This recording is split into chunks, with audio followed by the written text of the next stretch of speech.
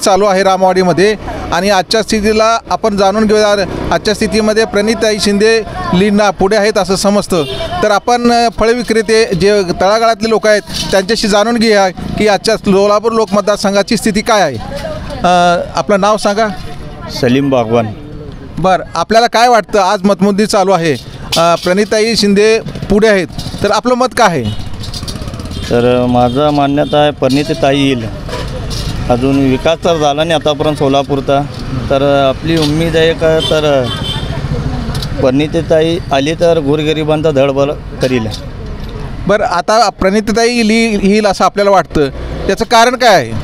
येईल, गोरगरिबाचं काम करील। अच्छा, तर बाकीचा भरोसा नाही कोणावर। आले गेले लय गेले, याच्या पुढे शरद बनसोडे आले, ते महाराज आले, काय काम केले नाही, येले गेले। आता परिणीताई नवीन उमेदवार आहे, आली तर गोरगरिबांना बघील।